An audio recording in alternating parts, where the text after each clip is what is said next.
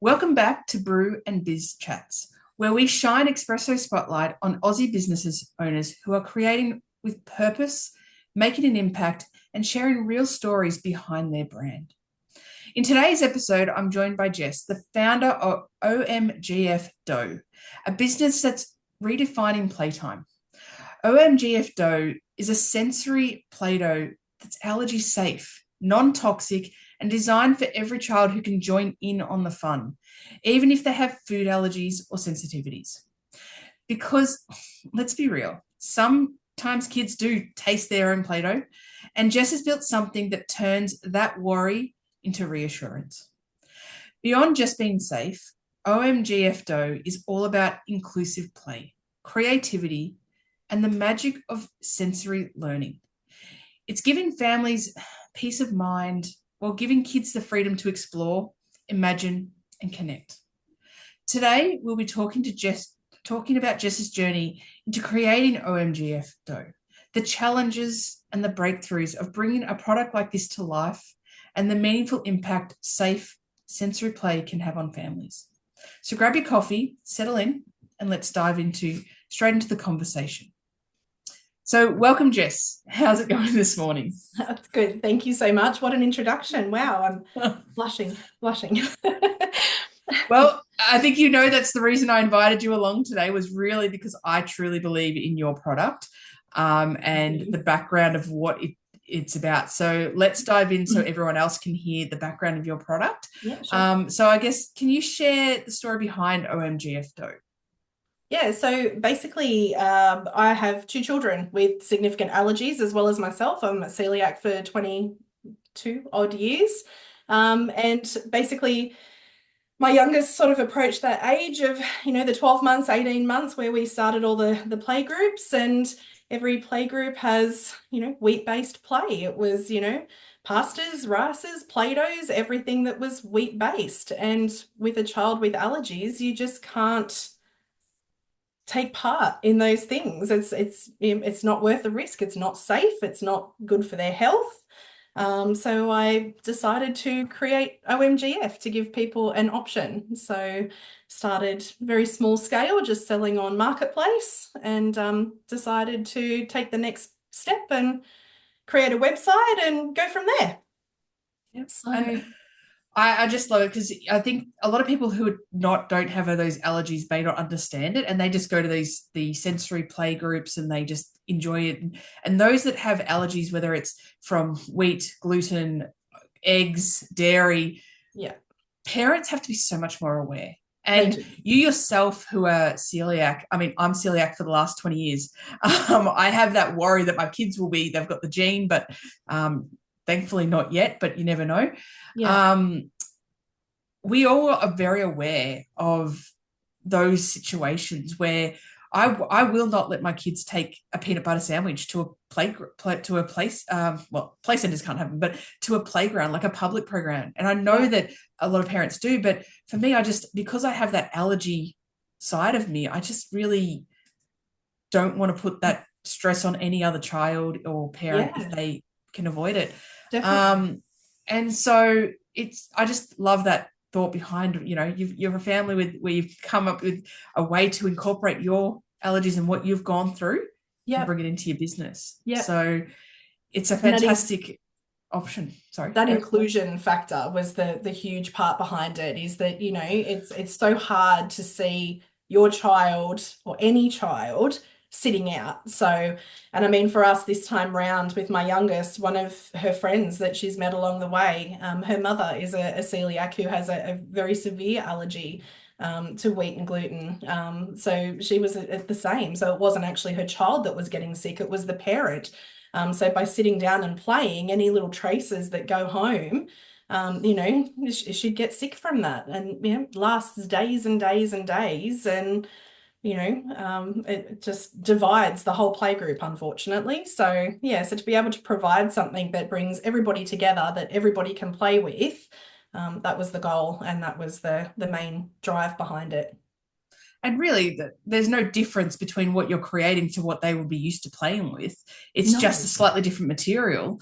Correct. And so most of the other kids and parents are not going to know any different. It's They just wouldn't. simply meaning that because it's now a safe material, it's a safe product, it's a safe sensory option, kids can be inclusive. You can include everyone, and Correct. having that inclusive side of things. And look, I know how many times I've gone out to play centers and washed my hands constantly after touching anything Yeah. because I can't touch the sausage roll. I can't, I don't want to accidentally leave the traces on my fingers and get sick, as you said. So Yeah. that, as you said, the mother that has to go constantly wash her hands or can be potentially sick for days because they're Yeah. playing with their child, you can't buy the Play-Doh that's off the shelf. Yeah. And allowing that option is that's what, when I first met you, that's what really touched my heart. I'm going, I saw your name and I'm like, that's got to be something GF. And I thought it was actually GF food.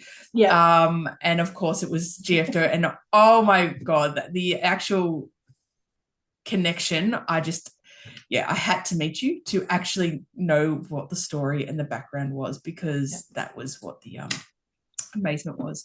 So I guess with your brand, it's all about creating inclusive, safe play for children. So Correct. I know we've touched on it already, but what does that mean to you as both a parent and the founder? Because you've got two kids that are already got those allergies. Yeah. So yeah. So, I mean, like I said, that's the heartbreaking part. You go to the play groups and you have to sit there and say, I mean, a child at 2, 3, they don't understand. Oh, you can't touch that. You can't play with that. Every other child is, but you can't. You can't have that. It's not okay for you. And I mean, they learn as they get older, but straight away there's a divide. And with so many other medical conditions or I don't want to say disabilities because it's not a disability, but we cater for so many things in our communities and in our education system.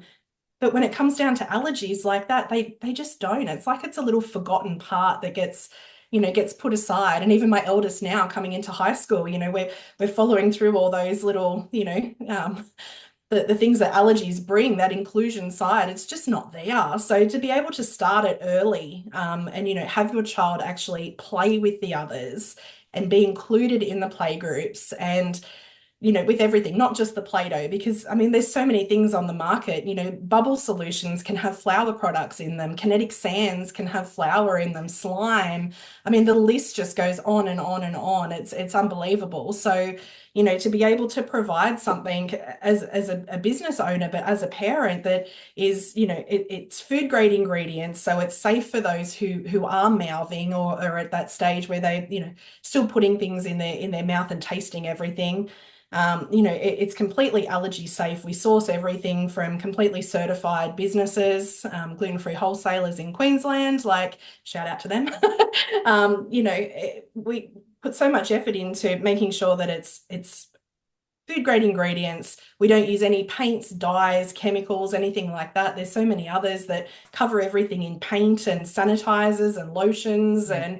And, we've gone the all natural old school techniques, to make sure that things last and to make sure that everybody is included and everybody can play with it. So that's the idea behind it. And I love it. It is you're bringing it in to be inclusive from the very beginning.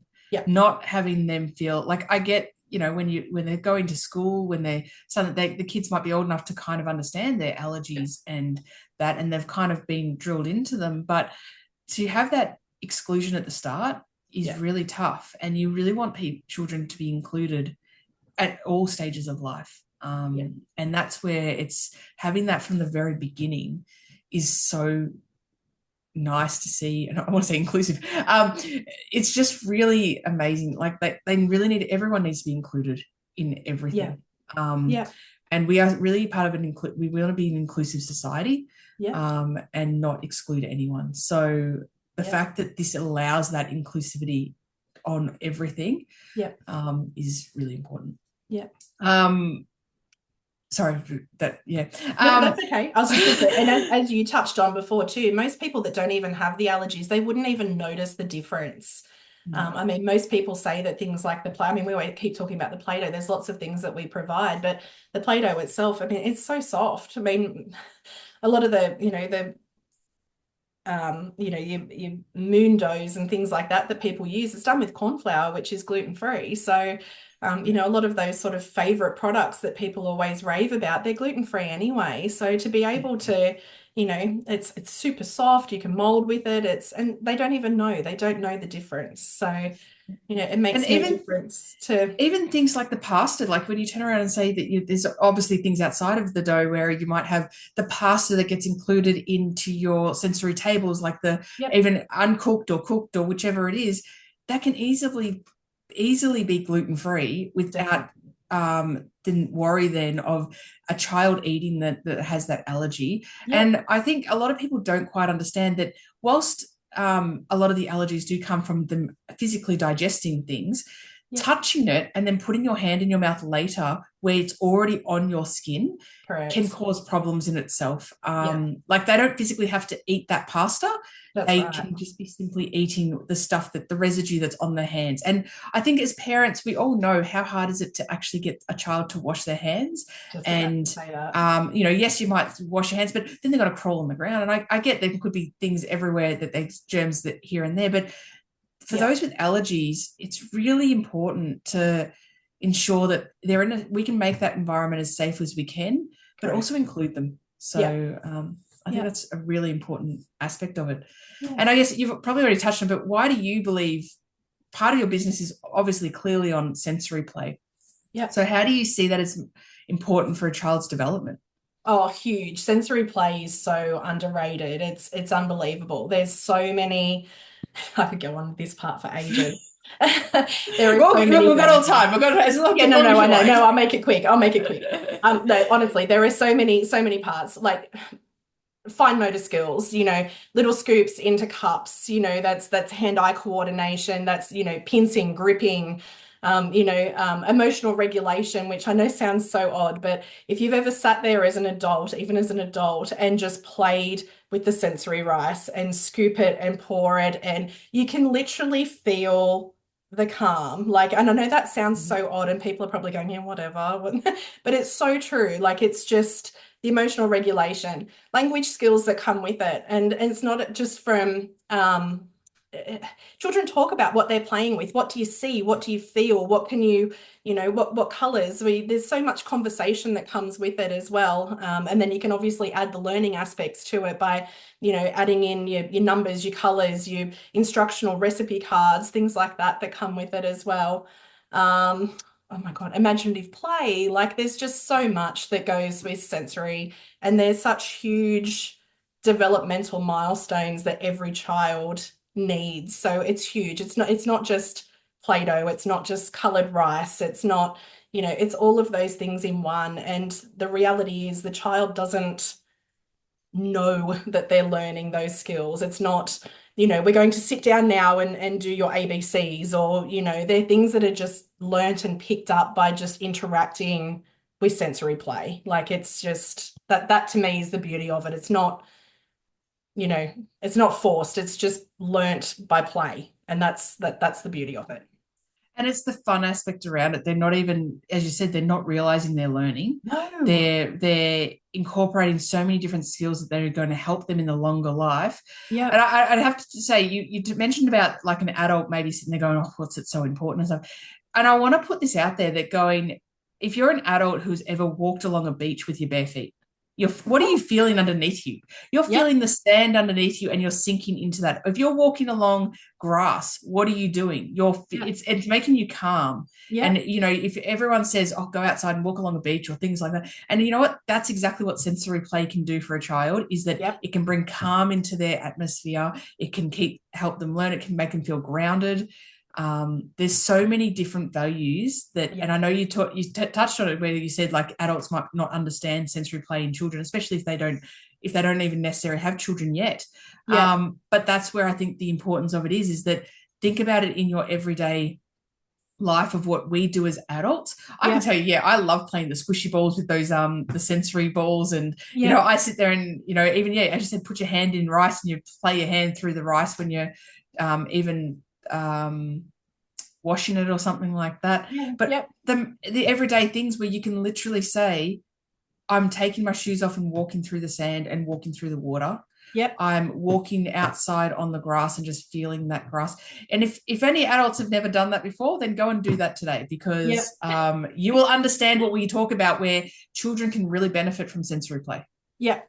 Yep. So I think that thought just came to my mind when you were talking about that. And I'm like, it's so many aspects that adults don't realize is all part of it, Correct. and Yeah. how much it can really benefit. It's not just, I'm going to go keep my kid entertained by playing with some Play-Doh so that they can make some shapes and keep them entertained for 5 minutes. Yeah. It's actually really educational and beneficial and Hugely beneficial. mood stabilizing. And, Yeah. there's so many benefits that it's just, yeah, you can't explain how many benefits No. within a short video. We only No, have that's what like I mean. It's a like I certain, could talk but about I could talk about this part forever. You think about your five senses, even as it is, like even little things like smell. Smell is huge. I mean, scented products, like we've got a lemonade stand one that's hugely popular. It's got little recipe cards, it's got scented rice, and as soon as you open that bag and pour it in, the little lemon smell hits you, and it just, yeah, it just takes you back to, your oh, childhood memories and chocolate scented dough and it just, yeah, all of your senses. It's everything sensory play. So, the sound of things pouring,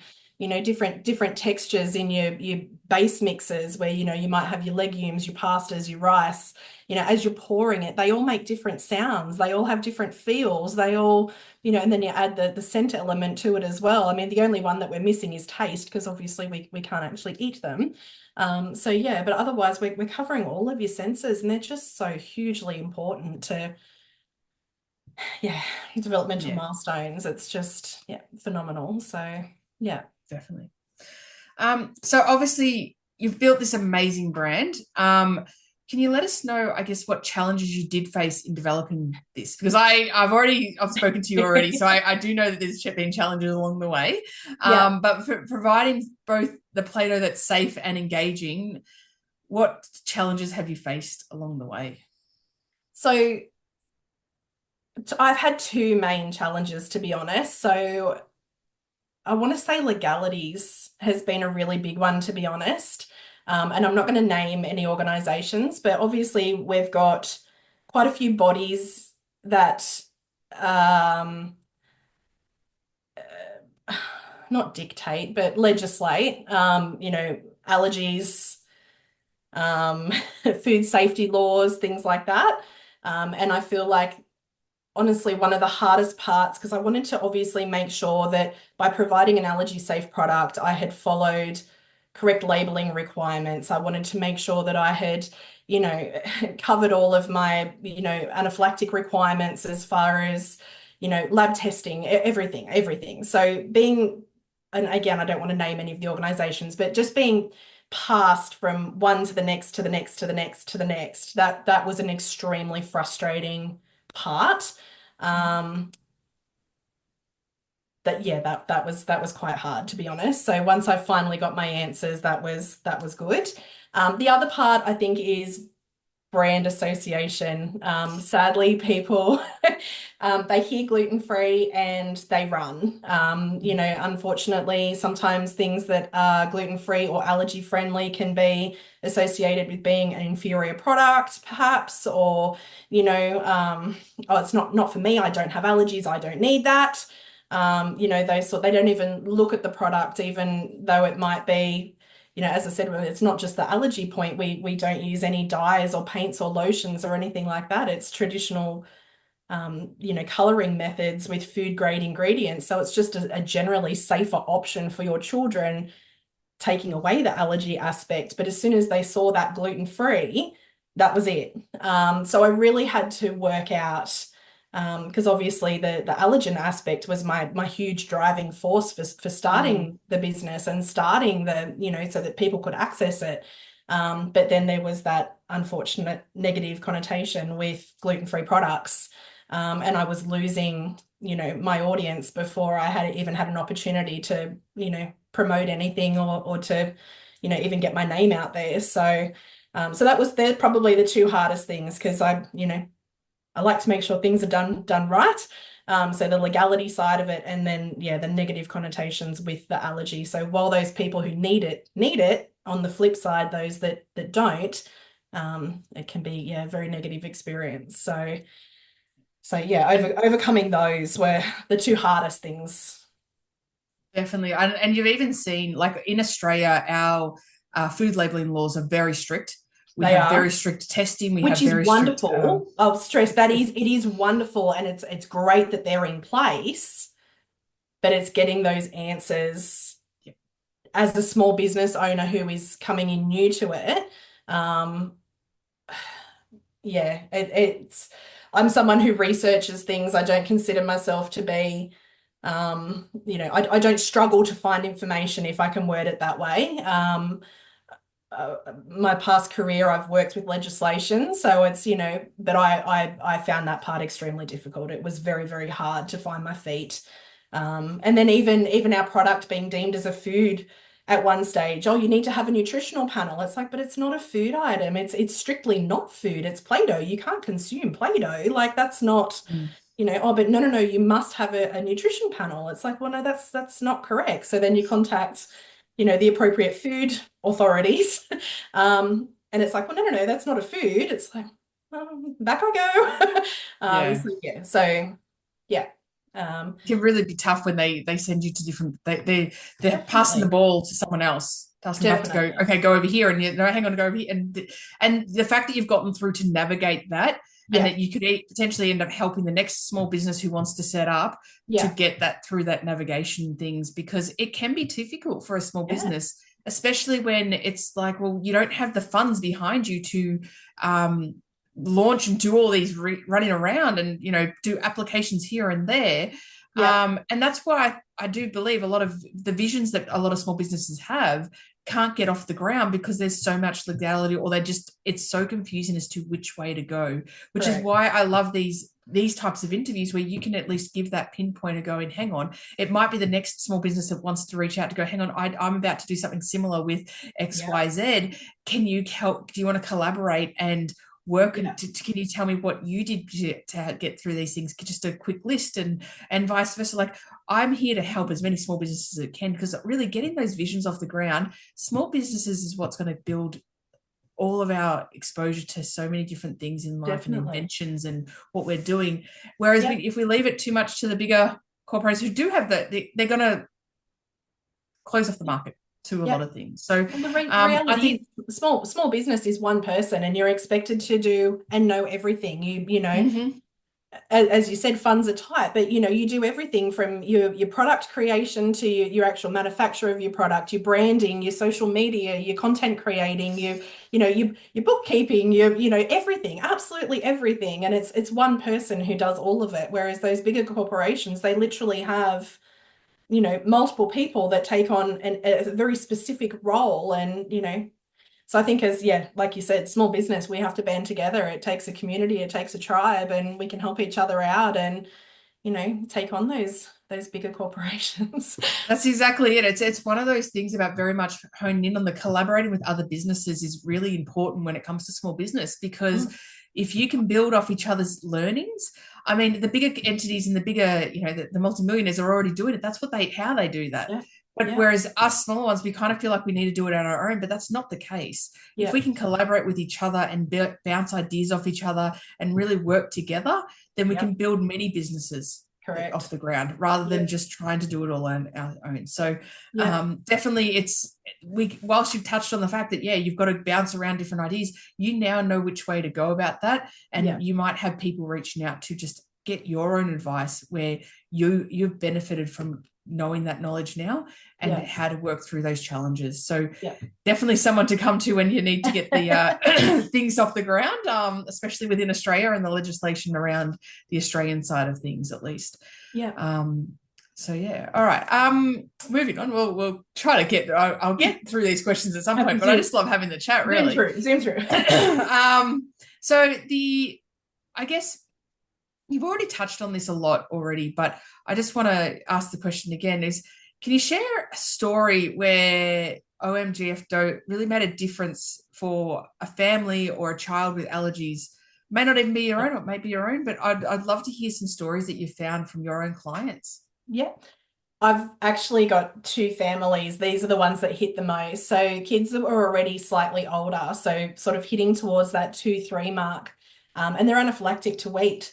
And they have literally never, ever, ever touched Play-Doh, never, ever played with Play-Doh. And to me, that just, I was lucky enough that my kids only have the allergy if they digest. So, they still had an opportunity. Well, I made my Play-Doh, but, they still had an opportunity. But these kids had literally never, ever touched Play-Doh because obviously the risk of an anaphylactic reaction is just, it's not even a consideration for them to try. So to get these emails and photos of these little kids that had literally, get this big grin on my face, that had literally played with Play-Doh for the first time in their lives was just, that to me made it all worth it. Any hiccups or any, and we all know in small business you have times where it's a bit like you're a bit deflated, something's happened, your sales might not be up for the week or something like that, and you hit this email come through and you read it and it just, it keeps you going and you're off on your next,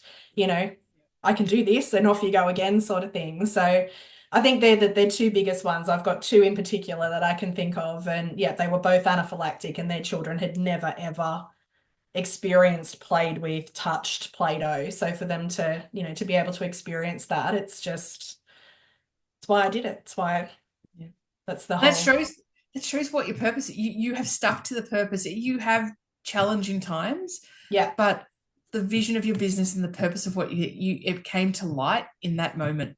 And when you can see that, it takes me back to even being a parent. Like you sit there and go, you might have challenging nights or challenging days, sleep deprivation, or like your attitude back.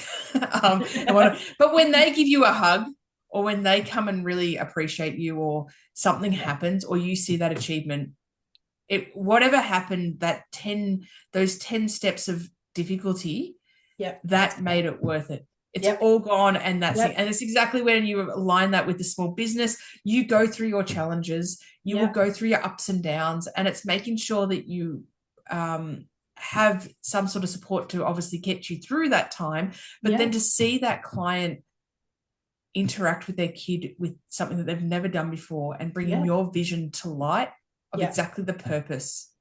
It doesn't matter of any of those challenges. Suddenly all of those regulatory challenges, it's all worth it. They're literally gone. They're gone. They just melt away the moment you hear stories like that. It's just, yeah, exactly. And I think that's the biggest, when you in any business you're doing, when you finally see, I have conversations with clients, and when I'm having that meaningful conversation with the client, and they've really felt feeling calm and collected and calm about their tax or booking, or, whatever we're discussing, that's my purpose. I don't even talk about numbers half the time in my conversations. It's about getting them through the mindset of it all, but just having that end result, and really going, it doesn't matter. Any small business is going to have those challenges, and you've just shown it. You just have that one point, those two clients that really just go, they're going to bring you through it. And even when you're in the next challenging section, you'll just remember that client and go, hang on, this is why I'm doing it. Yeah. And remind yourself of that purpose. Yeah, definitely. And it will stick with you the whole way through. Yeah. So, I definitely think that it's what you're doing is so meaningful, and you will see those stories keep coming up every moment of the way, because of what you're doing. So keep believing in yourself. I think you'll be perfectly fine. Okay. And when it comes to those big hurdles of, the challenges, you'll overcome them no matter what. So I know that you even touched on how you've spoken about, the product development, having to go through regulatory issues, your day-to-day, how many hats can you put on it one day? Yeah. It's all worth it. Yeah, it is. In the end. It is. Yeah. Yeah. Definitely. So I guess in touching on that, I mean, how do you've gone through, you're building a business and being a business owner, creating a product. How do you balance that with your lifestyle? Like, how do you balance your business owner with your lifestyle of children? Go on, we all know that there's a very balancing act here. There's no balance. No, I'm joking. I agree. Is there a balance? Just do what we do. I'm probably very lucky with what I do at the moment. I mean, when it comes to making my products and things, I can pick and choose when I make them, when I do my manufacturing side. So I'm probably pretty lucky from that point of view. I offset a lot with hubby, which makes it, So yeah, but I've got a just 3-year-old at home. So she's my product tester, and you know, you space things out. If you watch any of my videos on my socials, any of my packing videos, you'll quite often see, you know, the little hands come up into the video kind of thing. You know, you'll be packing dough cutters or something, and there'll be a chocolate cake come up onto the into the screen. So yeah, I don't have a schedule. I'm going to be perfectly honest. I don't have a schedule. I do what I can when I can, and I just fit it in around. And if it doesn't happen that day, I sort of move it along. So forward planning is one big thing where I just said I don't have a plan. I forward plan. I make sure I've always got plenty manufactured and made in advance, so that if I do have, you know, things pop up, orders come in, bigger orders that I wasn't expecting, I've always got enough there to, you know, to sort of cover and get those out. I'm very quick with my orders. I don't like to delay anything. My orders are usually out within 24 hours. So I like to make sure I've always got that, you know, little bit extra made, so that I can very quickly, you know, put it together into a package and then get it out to people to start enjoying as quick as possible. So but yeah, I don't have a nice packaged up answer for that one. I'm sorry. I literally do it when I can. So yeah, because we've got the teenager as well. So, you know, she comes home from school and needs a bit of help with the homework and things like that, and family time, and, you know, outside activities. And so yeah, so I tend to just fit it in when I can. You know what I'm hearing with that though is that it's not about having a plan. You're a small business owner. You have the flexibility on your side. You have the flexibility to be involved with your 3-year-old, but then also building a vision of your business at the same time. Now, there might be some late nights involved in there once the kids are in bed, but you have that flexibility to spend time with your children, watch them grow, get them involved when you need to, do the homework when you need to. Yeah. And you also have your team behind you. You have your hubby there who is able to take over the reins. We talk about a team a lot when it comes to running a small business, whether it's your advisors, whether it's your partners in business, any of that. You need a team to help push what you need. Hubby's part of that team. Hell, even the children are part of that team. Like, you need that. And whilst you might say, oh, you don't have a life, you know, you don't have a schedule or a thing. I can't say I technically have a schedule. I think I look at my week ahead and go, yep, it's about there, and we do whatever we do. And then if I get a call from a friend that needs me, I'm out the door. If I get a call from the school, well, I'm out the door. Like, it's one of those, we have flexibility by allowing ourselves to run a small business. Yeah. Having the right steps in place to build it as well. Yep. You will do some late nights. We all know that we're going to do some late nights when we've got to get those orders out or get these jobs done. Yep. But we have our flexibility to work around our own schedule. And I think that's where the entrepreneurship and the small business really comes into it, is that you have allowed yourself the freedom to have flexibility. Yeah. It's not about, you know, everyone talks about financial freedom and stuff like that, but it's not even that. It's more just the flexibility to live your life on your terms. And you are doing that. You are creating what you need to create when you create it, and you have that time to spend with your 3-year-old when you can spend with the 2-year-old. So I don't think it's something that you should say that you don't have a schedule. None of us don't necessarily have a schedule, but definitely you have that flexibility. Yeah. And that's what I think is the main importance on that. Yeah. You can work around family, and you can work around commitments. Yep. And you will make it all work. And as you said, you've already got your own commitment that you get orders out within 24 hours, whether, you know, rain, hail or shine. You'll still spend time with your family. You'll still spend time doing what you need to, but it just might be, you might not get as, you know, you might be working a bit later that night. I mean, as a business owner, we all know that that's usually going to happen. Of it. That's the reality. But the fact that you've turned around and gone, well, I'm not going to just work my 9 to 5 and try to and pushing all those spending time with my daughter or children out of the way, it's now going, okay, hang on, I can actually do what I need to do. Yep. And hubby's there to support you the whole way, which is what you really need to. Without him. I agree. I could not do any of my stuff without my husband. He is, you know, we need our support and we need our team. Yeah. And it's amazing when we can all work together.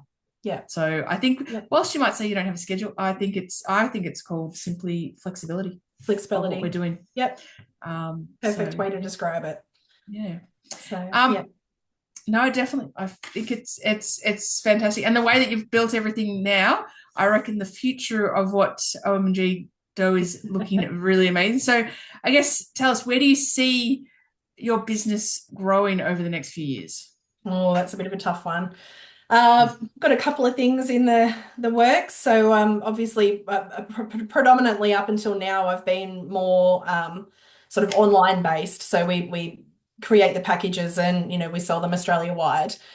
So still continuing to do that. I'm always developing new products. I'm always working on my dough. So I've got a little line coming up at the moment where I'm working on scented sort of themed doughs. So that'll be something new and interesting. But I wanted to do something local as well. And also around that playgroup inspiration that we were talking about before. So we're actually introducing messy play sessions and party hire into our business as well. So that's currently launching at the moment. So that's sort of the next step. So we'll see how that goes. And yeah, just continue to get my name out there and hopefully spread the word as much as we can. And so yeah. I love that, especially with the messy plate, like if I can even have a party at home. I mean, I know you're doing it some in person now as well, but I think we we're just talking about how you've got kits available and stuff. And hosting parties at home is what I usually do for most of my years. And so being able to bring in all of those supplies and go, here's all the kits ready to go. Whether they are for the allergy sensitive children or whether they're for the normal, like you can turn around and make it and create it at home for that same play experience without even hiring a venue if you didn't want to. I mean, some people might want to because they might want to get the mess out of the way. But the fact that you've got that option there and to go, here's your kits for, I don't know, say maybe 10 people. Here they are, and they're ready to go for you to go ahead and do it yourself. And I think we've spoken about this in the past, but you do like ideas of what to do with that stuff, don't you? And then we have the toddler. I'm so sorry. I am so sorry. We got so close to. we knew that the toddler was going to walk in at some point, didn't we? It's just started raining here. They were outside playing. We set up the Jenga blocks. Look, I've gone all red. We set up the Jenga blocks and I said, it was sunny out the back. Let's sit out the back and we'll, play out there. She'll build towers. We've got morning tea organized. And then I saw the rain start and I thought, uh-oh. And then I heard them come in and I thought, oh no. Anyway, I'm so sorry. Don't stress. We'll get it sorted. So that's all right. We'll restart with it and continue on. It's all good. All right. And you know what? It's what parent life is all about, isn't it? I mean, as you said, we're talking about flexibility. Exactly. And we're talking about products that are for the 3-year-olds and the 2-year-olds and the 5-year-olds. Like, honestly, you're literally living the experience. So don't even at all stress about that. Now, where were we? We were talking about, I think, your new products with your the messy play sessions, and I love your sensory the smell option with your dough. So as you were talking earlier about the 5 senses, you're starting to incorporate that into new products coming out. So honestly, that's pretty exciting. I'm excited for you, and I'm excited to see where it takes you. Thank you. So I guess from for the other parents and entrepreneurs with an idea or a problem to solve, what advice would you give them about getting started? Like, I know you've talked about your challenges already, but what advice would you give them about getting started? I'm research and planning. I know that sounds, no, honestly, I'm really big on testing something first. Like I think you need to put a lot of research, planning, testing before you just, I'm going to do this and start selling it to people. So, can I say that? Is that, I've said it. So I'm going to say it and I'm going to stand by it. I used a recipe that I had used for many years with my own kids. I made sure that I updated it, tweaked it. I was selling it in smaller scales locally, even giving it away to local parents, selling it on Marketplace before I continued and took that step of starting my business. Like we talked before about, the researching the legalities, what you need. I mean, there's so much that you might not even be aware of. One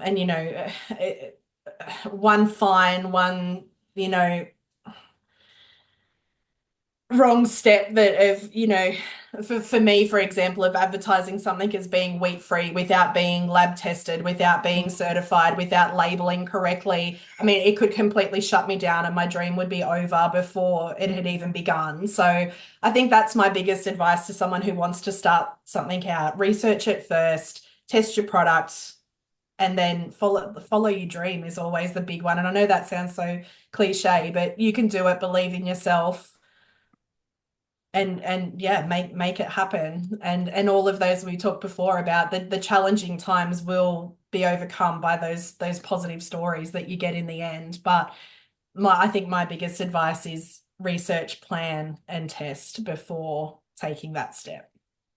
And I'll add to it is what we were talking about just before as well, is that in your research and your planning, collaborate. Go and reach out to other businesses. Like, for example, your business where if they're doing a food product and it might be an allergy food product, go and reach, it may not even be an allergy product, but just generally food products in itself. If you've got an idea, collaborate with someone who's done it before and work with people. So it's part of your research plan. It's part of your bringing it all together and testing. And I love the testing idea, because when you are doing a testing on any product or even a service, really offering free product, like offering free discussion calls or free testing of the actual product that you're selling, because you need feedback, you need guidance and feedback back from that product before you can go larger scale, before you can go send it and ship it out somewhere. You need to test it. So I don't know why you should think, that it started going, maybe do your research, and you're kind of going, make sure you do all this planning before. I think you need to do all of that. You need to go out and reach and collaborate with people, plan and research as part of it. And part of that plan and research is reaching out to those that have done it before, reaching out and testing your product with people. It's all part of bringing it together. And as we said earlier, small businesses need to collaborate with each other. So let that happen. Yeah. I think sometimes people get so intimidated too by collaborating with other. I'm so sorry. She's come in again. All right. Now we've got no distractions with the children. We hope for at least 2 minutes. If you could leave your audience who aren't even aware of any sort of allergies in the past about how they could incorporate everyone and be inclusive, what would that really be? Being mindful of those with allergies. So have a chat to those parents who have children with allergies. Ask them what they would like or how they would like to be included. Make sure that you have access to products that are safe for kids with allergies, because there's nothing worse than seeing a child sitting on the sidelines, not included, whether it be for, allergy purposes, in this case, disabilities and anything like that. We want all of our kids to be included. And that was the whole driving force behind OMGF Dough, is to have all of those kids included. So for those who aren't aware of allergies, ask the question, reach out and ask the question. Yeah, I definitely think asking those questions is very important, because a lot of parents might who do have the allergies might just sweep it under the rug and go, that's fine, they can sit out, or he or she can sit out. And you need to ask that question, no, what can I do to help them feel included? Correct. And have an inclusive environment, because I don't want anyone missing out. Yeah. So as someone who's had the allergies too, quite often you do exclude yourself because you don't want to be seen as a problem or, extra work. And then you don't want to put a bad name on people with allergies as well. So you try to, shrink yourself a little bit, as awful as that sounds, So to actually ask the question and help, sometimes people will just want to provide it themselves. Other times, beautiful. Sometimes people will just want to provide it themselves, but yeah, ask the question and see how you can include kids so that they can actually join in and be part of it. And starting that conversation is really important. Yeah. Like, a lot of people do push that conversation away because we don't want attention drawn to ourselves. I mean, I've had celiac, and I had the amount of times I said, no, I'll just miss out on going out to dinner, or I'll just order. You pick whatever restaurant you want, and really then I stay with having a salad or some vegetables because I just really want to be inclusive. I just want to be involved, but I don't want to draw attention to myself. And being able to allow those parents, like if you ask the question to a parent that has a kid like that, the way that they then feel included themselves. And as a parent, you start to feel included. Yep. Whereas you kind of feel, even though you as the parent may not have the allergy and your child may, you do start to feel excluded. Yep. So having that inclusive conversation and making them feel understood. Like I've had, and it's not just ask it the first time. I think it's ask it the second or third time, because I can tell you the first response is going to be, don't worry about it. I'll let them sit out. The second answer, when you turn around and come back to it, will say, no, I'm not taking no for an answer. What can I do to really make sure that you can be excluded? And then they'll come back with an answer. I mean, you as a parent probably have answered that first question, go, no, it's all good. I myself have done it as many times. So if you ask it a second or a third time to just push the matter a little bit further, you will overcome that person's fear of being excluded or included, whichever, you know, that they'll now suddenly start to feel included and actually welcomed to a conversation. Correct. And so I think that's really the important part to be having as well. Yeah. And you can always go, the person with allergies can't always join in, but the person without can. So, you know, person without allergies can play with everything. They can join in everything. So, exactly. So I think that's an extremely important conversation to be having, and really good way to top it off at the end. So I just wanted to say really thank you. Thank you for coming on board and being included. This has been an amazing conversation. So I just really want to thank you, and thank you for creating OMGF Dough. I mean, I absolutely love how you've created a product that isn't just about play, but it's about inclusivity, safety, and giving every child the chance to explore through sensory and learning without fear. So thank you. Thank you so much for having me, and my little drop-in visitor from time to time. That's okay. That people are going to realize, going, there's a few snippets in it. We've edited that out. Don't worry. Or a little head going past the shoulder. So I just want to help finish that off with really appreciating you and appreciating your small business and watching that launch and grow itself, because the importance of sensory play, especially in childhood development, it can't be overstated. It builds that creativity, as you said, the resilience in them, the connection, and just the fact that you paired that with allergy-safe stuff it's just a powerful combination. So it's exactly what makes you and OMGF Dough really special. So please remember that in everything that you're doing. Okay. I will. Thank you so much. Now, for those of you that would like to connect with Jess or check out the OMGF Dough for your family, I'll pop the links below, and so you can click on the links and get in contact. And especially if you need to just collaborate. Collaborating is also a fantastic thing to do in small business. So if you've enjoyed this episode, please don't forget to like, comment, and subscribe, so you won't miss out on the next chat in our Brew Biz series. And we'll continue spotlighting Aussie founders in doing business with heart. So thank you for tuning in, and I'll see you next episode. Thank you so much.